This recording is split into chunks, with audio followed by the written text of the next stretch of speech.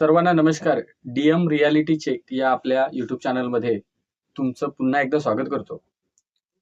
आज अत्यंत आनंदाची बातमी अशी आहे की 2025 टेट परीक्षा दिलेल्या भावी शिक्षकांसाठी अत्यंत महत्त्वाची बातमी हीच आहे की शिक्षक भरतीसाठी पवित्र पोर्टल प्रेफरन्ससाठी जे उमेदवार अभियोग्यताधारक वाट बघत होते त्यांची प्रतीक्षा आता संपलेली आहे.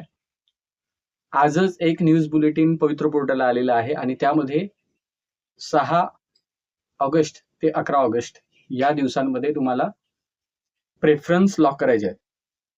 याचा अर्थ पवित्र पोर्टलला जाहिराती अपलोड झालेल्या आहेत, तुमच्या त्या लॉग इनला दिसतील.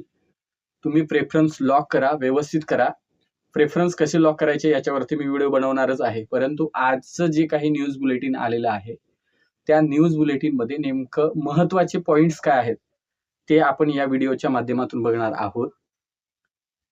या व्हिडिओमध्ये मला ज्या पद्धतीने बरेच जण मेसेजेस करायचे की सर पेशामध्ये जागा येतील का, किंवा नॉन पेशामध्ये किती जागा आहेत एसटीच्या, ह्या सगळ्या गोष्टीवरती आज आपण याचा पुढचा व्हिडिओ बनवणारच आहोत. आजचा व्हिडिओ जो आहे महत्वाचा तो म्हणजे न्यूज बुलेटिन मध्ये नेमकं काय म्हटलेलं आहे ते या व्हिडिओच्या माध्यमातून बघणार आहोत. तत्पूर्वी तुम्ही माझ्या चॅनलला नवीन असाल तर चॅनलला सबस्क्राईब करून ठेवा, जेणेकरून नवनवीन व्हिडिओ शिक्षक भरतीशी रिलेटेड तुमच्यापर्यंत जलद गतीने पोहोचतील. या न्यूज बुलेटिन मध्ये नेमकं काय आहे बघूया. मित्रांनो, स्क्रीनवरती दिसतंय शिक्षक अभियोग्यता व बुद्धिमत्ता चाचणी 2025 नुसार पवित्र पोर्टल मार्फत शिक्षक पदभरतीच्या साठी रिक्त जागांसाठी प्राधान्यक्रम जनरेट करण्यासाठी व लॉक करण्याबाबत ह्या सूचना देण्यात आलेल्या आहेत. मुळात याच्यामध्ये महत्त्वाच्या ज्या गोष्टी आहेत त्या आपण बघणार आहोत, त्यामुळे मोठा व्हिडिओ बघणार नाहीयेत. मुळात त्यांनी सांगितलेलं आहे की 2025 ची परीक्षा 27/5/2025 ते 30/5/2025 आणि 2/6/25 ते 5/6/25 या कालावधीमध्ये ऑनलाईन झालेली आहे. ह्या सगळ्या गोष्टी जुन्या झाल्या. यामध्ये या चाचणीस प्रविष्ट उमेदवारांना स्वप्रमाणपत्र तयार करण्यासाठी पवित्र पोर्टल सुविधा देण्यात आली होती.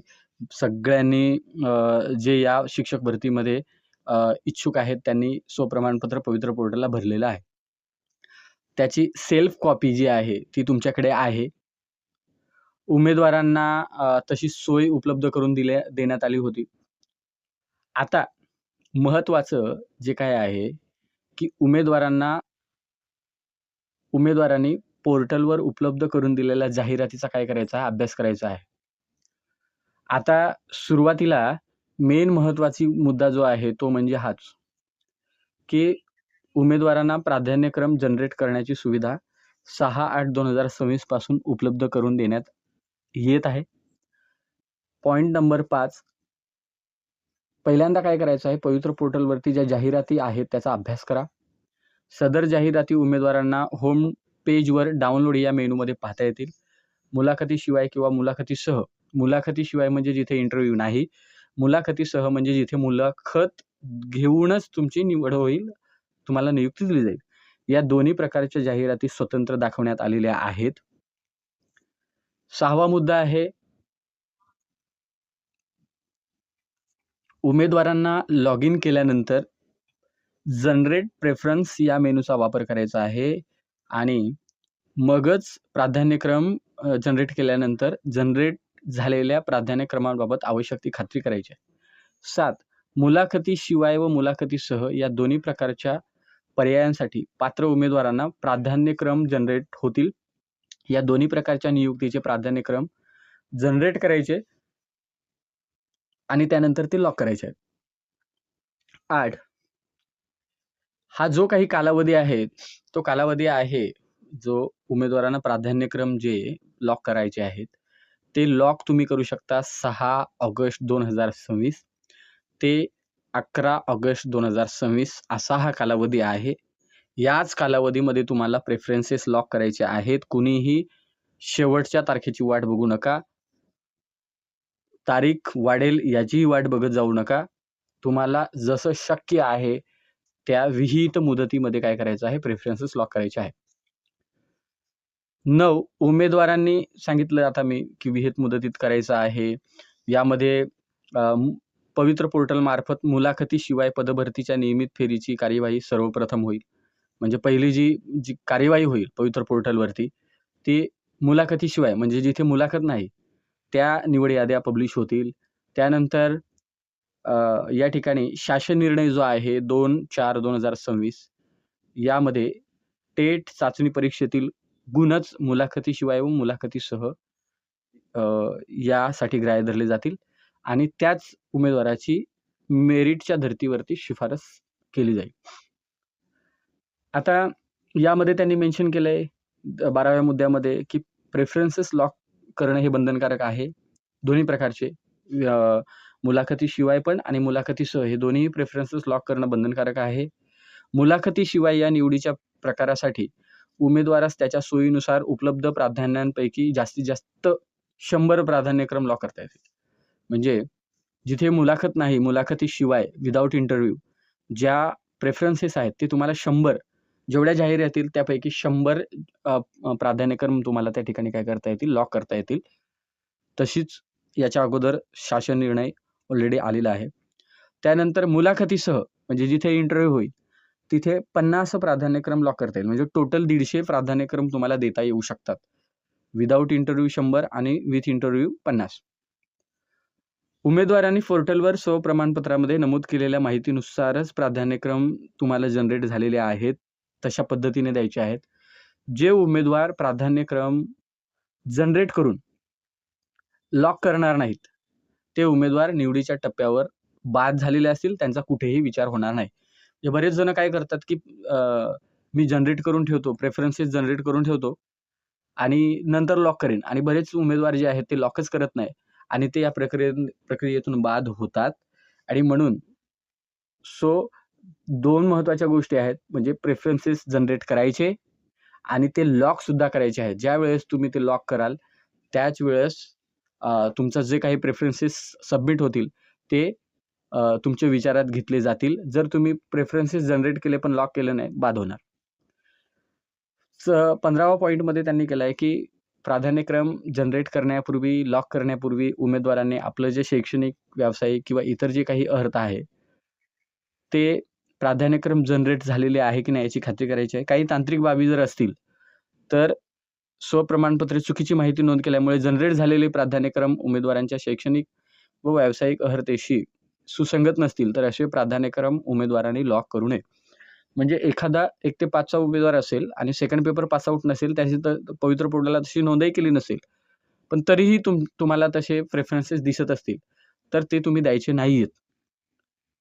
कारण इथे मर्यादा घालण्यात आलेली आहे. Without interview 100, with interview 50. त्यामुळे तुम्ही त्याच्यातून बाद होण्याचे चान्सेस आहेत, जे आहेत ते व्यवस्थित समजून घ्या. जर असं केलं, परिणामी उमेदवाराची चुकीच्या पदावर नियुक्ती झाली तर त्याला स्वतः जबाबदार राहील. म्हणजे तुमची निवड जरी झाली तरी तुम्ही कोणत्याही क्षणी त्यातून बाद होऊ शकता. शिक्षक अभियोग्यता आणि बुद्धिमत्ता चाचणी 2025 परीक्षेसाठी ऑनलाईन जो फॉर्म आहे तो सबमिट करण्याचा लास्ट दिवस होता 14/5/2025. त्यामुळे चाचणीसाठी सर्व संबंधित उमेदवारांनी आवश्यक अर्हता दिनांक 14/5/2025 अखेरपर्यंत धारण करणे अनिवार्य आहे. म्हणजे काय की ज्या वेळेस स्टेट परीक्षा झाली त्यावेळेस जो फॉर्म होता तो 14/5/2025 शेवटची तारीख होती. तिथपर्यंत तुमचं शैक्षणिक, व्यावसायिक क्वालिफिकेशन विचारात घेतलं जाणार आहे. त्यानंतर बरेच जण 2022च्या भरतीमध्ये बाद झाले होते. चांगलं मेरिट होतं. आमचे काही मित्र सुद्धा होते की त्यांना 140-148 पर्यंत मेरिट होतं. परंतु ज्या वेळेस शिक्षक अभियोग्यता बुद्धिमत्ता चाचणी झाली त्यावेळेस त्यांचं B.Ed किंवा D.Ed कंप्लीट नव्हतं आणि ते मग त्याच्यातून बाद झाले. तर इथे शेवटची तारीख आहे 14/5/2025 पर्यंतचे शैक्षणिक, व्यावसायिक जे काही कागदपत्र आहेत ते महत्त्वाचे आहेत, तेच विचारात घेतले जाणार आहे.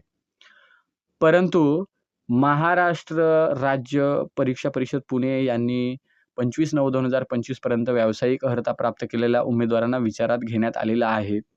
यामध्ये मुळात काय झालं की 2/5/2025 नुसार शैक्षणिक अर्हता प्राप्त केल्यानंतर व्यावसायिक अर्हता अभ्यासक्रमाच्या शेवटच्या सत्रात प्रविष्ट असणारे अथवा शेवटच्या सत्राच्या अंतिम परीक्षेस प्रविष्ट असणारे म्हणजे ॲपियर उमेदवार देखील टेट परीक्षा त्यांनी ते प्रविष्ट होते आणि त्यांच्यासाठी म्हणून 25/9/2025 पर्यंत त्यांची व्यावसायिक जी अर्हता आहे D.Ed किंवा B.Ed ते विचारात घेतलेलं आहे इथे.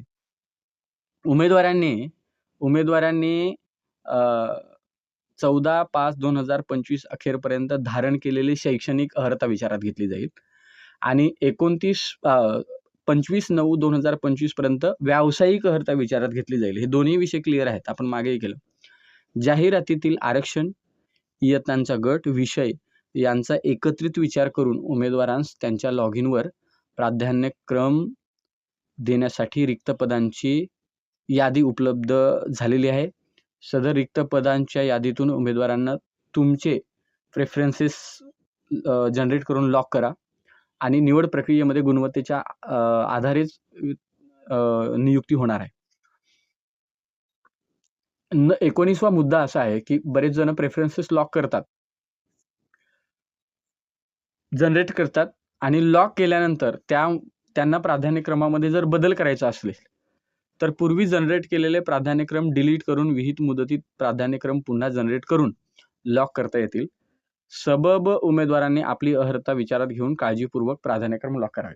जर एखाद्याने प्रेफरन्सेस जनरेट केले, लॉक केले आणि त्याला वाटलं की आता मला परत त्याच्यात बदल करायचा आहे, आता मी लॉक केले, तर तुम्हाला पुन्हा एकदा ते प्रेफरन्सेस जे जनरेट केलेले आहेत ते डिलीट करता येतील आणि तुम्हाला पुन्हा ते प्रेफरन्सेस जनरेट करायचे आहेत आणि पुन्हा लॉक करायचे आहेत. नाहीतर तुम्ही फक्त डिलीट कराल आणि जनरेट कराल, लॉक करायचं राहून गेलं तर तुम्हाला अडचण येऊ शकते. उमेदवाराने ज्या क्रमाने प्राधान्यक्रम लॉक केलेले आहे, म्हणजे हा अत्यंत महत्त्वाचा मुद्दा आहे बरं. याच्यामध्ये तुम्ही नीट समजून घ्या की बरेच जण असं आहे की सर मी पहिल्यांदा पुणे जिल्हा दिला, पण दुसरा जिल्हा मी रायगड दिला, पण माझं मेरिट जे होतं त्यामध्ये माझ्या कमीवाले रायगडमध्ये गेले आणि माझं पुण्यामध्ये लागलं. तर बाबांनो, तुम्ही पहिल्यांदा जो काही प्रेफरन्सेस दिला तो पुण्यामध्ये दिला आणि तुमच्या मार्कांपर्यंत पुण्याची मेरिट आल्यामुळे तुम्ही त्या ठिकाणी जॉईन झालात किंवा तुम्हाला त्या ठिकाणी तुमचं सिलेक्शन झालं, असं आहे. 21व्या मुद्द्यामध्ये आहे की उमेदवारांचं लॉगिन आहे हे OTP बेस आहे. तुम्हाला OTP येईल प्रत्येक वेळेस. तुम्ही जेव्हा जेव्हा लॉगिन कराल तेव्हा तुम्ही जो काही पवित्र पोर्टलला फॉर्म भरलेला आहे त्यावेळेस जो मोबाईल नंबर दिलेला आहे त्याच्यावरती वारंवार तुम्हाला OTP येतीलच. ज्यांनी नजीकच्या काळामध्ये मोबाईल नंबर चेंज केलेला आहे, बदललेला आहे, त्यांनी आपापल्या जिल्हा परिषदेच्या शिक्षणाधिकाऱ्यांकडे जायचं आहे आणि तिथे तुमचा ओळखीचा पुरावा, टेट परीक्षेचा फॉर्म, पवित्र पोर्टलचं स्वप्रमाणपत्र दिलं की तुम्हाला मोबाईल नंबर चेंज करून मिळेल. हे सगळं करायचं आहे. पवित्र पोर्टलवर खोटी, चुकीची, अपूर्ण माहिती नमूद असेल, तसेच खरी माहिती लपून नसेल, तर असं काही बनावट प्रमाणपत्र, ह्या सगळ्या गोष्टी गैरवर्तणुकीमध्ये मोडतात. कोणत्याही टप्प्यावर ते अपात्र ठरतील उमेदवार. चारित्र्य पडताळणी अंती आक्षेपार्ह बाबी आढळून आल्यास संबंधित उमेदवार नियुक्तीसाठी पात्र राहणार नाही, असंही म्हटलंय. आणि उमेदवारांनी जे काही प्रेफरन्सेस लॉक केलेले आहेत त्याची प्रिंट घ्या, जेणेकरून तुम्हाला त्यानंतर प्रॉब्लेम्सेस आले तर त्याच्यावरती सोल्युशन मिळेल. उमेदवार एकाच व्यवस्थापनातील एकापेक्षा अधिक गट किंवा विषयांसाठी पात्र असेल, अर्हता धारण केलेला असेल, तर त्यास एकापेक्षा अधिक प्राधान्यक्रम देण्यात आले. म्हणजे एखादा उमेदवार की त्याचं D.Ed आहे 1 ते 5 आणि पेपर 1 पासआउट आहे TET CTET पैकी, त्याचं ग्रॅज्युएशन पण कंप्लीट आहे आणि सेकंड पेपर पण त्याचा TET किंवा CTET पैकी पास आहे, तर त्याला दोन्ही प्रेफरन्सेस आलेले आहेत. तर अशा पद्धतीने तुम्हाला काय करायचं आहे, पवित्र पोर्टलवरती आलेल्या ज्या जाहिराती आहेत त्यांचा नीट अभ्यास करायचा आहे. नीट अभ्यास केल्यानंतर या ठिकाणी तुम्हाला प्रेफरन्सेस जनरेट करून लॉक करायचे आहेत. जर तुम्ही लॉक केलेले प्रेफरन्सेस तुम्हाला पुन्हा बदलायचे असतील तर तुम्ही डिलीट करून पुन्हा त्या ठिकाणी ते प्रेफरन्सेस जनरेट करू शकता, परंतु ते लॉक करायचे आहेत. उमेदवारांचा जो लॉगिन ID आहे तो 10 अंकी आहे. याचा अर्थ तो टेटचा जो रोल नंबर आहे त्याप्रमाणे असेल. पासवर्ड जर विसरला असाल तर फॉरगेट पासवर्ड या सुविधेचा वापर करून पासवर्ड नव्याने तयार करता येईल. फक्त तुम्हाला तोच मोबाईल नंबर पाहिजे जो तुम्ही पवित्र पोर्टलला स्वप्रमाणपत्र करताना रजिस्टर केलेला आहे. यामध्ये कुठल्या जाहिराती आहेत आता सध्या, तर स्थानिक स्वराज्य संस्था म्हणजे जिल्हा परिषद, महानगरपालिका आणि नगरपालिका, शासकीय विद्यानिकेतन यांच्याही जाहिराती आहेत. त्यानंतर आदिवासी विकास विभागाअंतर्गत ज्या शासकीय आश्रमशाळा आहेत त्याच्याही जाहिराती यामध्ये देण्यात आलेल्या आहेत. आता आदिवासी विकास विभाग अंतर्गत शासकीय शाळांतील रिक्त पदाच्या भरतीबाबत देण्यात येणाऱ्या जाहिराती या मुलाखतीशिवाय या प्रकारातील असतील. यासाठी एकच म्हणजे आदिवासी विकास विभागाच्या ज्या जागा आहेत त्या सुद्धा एकच जागा आणि एकच उमेदवार. म्हणजे मुलाखतीसह ज्या पद्धतीने एक जागा आणि 3 उमेदवार असं नाहीये. एकाचीच निवड होईल. बृहन्मुंबई अंतर्गत शिक्षण खात्यामध्ये शिक्षण सेवक या संवर्गातील एकूण 4 जाहिराती प्रसिद्ध केलेल्या आहेत. त्याचंही काटेकोरपणे जे काही त्याच्यामध्ये मेन्शन केले ते तुम्ही नीट बघा. अशा पद्धतीने तुम्हाला काय करायचं आहे मित्रांनो, प्रेफरन्सेस व्यवस्थित जनरेट करा. महत्त्वाचा जो काही मुद्दा आहे, जो गेल्या वर्षीच्या भरती प्रक्रियेमध्ये महत्त्वाचा ठरला, तो म्हणजे सर्वोच्च न्यायालयामध्ये एक विशेष अनुज्ञा याचिका दाखल झाली, ज्यामध्ये 2025च्या भरतीमध्ये त्याचा उहापोह करण्यात आलेला आहे. जे उमेदवार टी-ई-टी किंवा सी-टी-ई-टी पात्र आहेत, आरक्षणानुसार म्हणजे एस-टी असेल आणि त्याने 83 गुण सी-टी-टी किंवा टी-ई-टीला मिळवला असेल, तर तो पास आहे. परंतु जर त्याला टेटला चांगले मार्क असतील, तर तो खुल्या प्रवर्गात त्याची नियुक्ती होऊ शकते. मागच्या 2022च्या भरतीमध्ये त्यांना डावलण्यात आलं होतं आणि काही केसेस पडल्या होत्या. त्याचा या ठिकाणी जरूर विचार केलेला आहे. प्राधान्यक्रम देत असताना जनरेट, सेव्ह, रिअरेंज, लॉक इत्यादी बाबींची कार्यवाही करण्यासाठी सन 2022 मधील पदभरतीसाठी संकेतस्थळावर उपलब्ध असलेले युजर मॅन्युअल उमेदवारांना विचारात घेता येईल. प्राधान्यक्रम जनरेट किंवा लॉक करणे या बाबतीमध्ये जर काही तांत्रिक अडचणी असतील तर ते ejupavitra25@gmail.com या ईमेलवर संपर्क साधू शकतात. मित्रांनो, महत्त्वाचं काय तर प्रेफरन्स आजपासून सुरू झाले 6 ऑगस्ट, 11 ऑगस्टपर्यंत ते संपणार आहेत. तुम्ही प्रेफरन्सेस लॉक करा, म्हणजे सुरुवातीला जनरेट करा, मग ते लॉक करा. जर तुम्हाला बदलायचे असतील तर पुन्हा त्याच्यामध्ये बदल करता येतो, पण पुन्हा तुम्हाला जनरेट करून लॉक करायचे आहेत. त्याची प्रिंट घ्या, ती व्यवस्थित ठेवा आणि यामध्ये दुसरी गोष्ट, जर तुमचा जुना मोबाईल नंबर असेल, आता तो तुमच्याकडे नसेल, जवळ आपले ज्या झेडपी शिक्षण अधिकारी आहेत त्यांच्याकडे जा. आत्ताचा तुमचा नवीन मोबाईल नंबर त्या ठिकाणी प्रोव्हाइड करा. तुम्हाला OTP येईल. प्रत्येक वेळेस तुम्हाला OTP लॉग इन करताना हा आवश्यक आहे. त्यामुळे OTP शिवाय तुमचं लॉग इन होणारच नाही. यामध्ये सविस्तर मी तुम्हाला बोललेलो आहे. तुम्हाला जर हा व्हिडिओ आवडला असेल तर नक्की लाईक करा, शेअर करा. आपण थांबूया. जोहार, जय संविधान.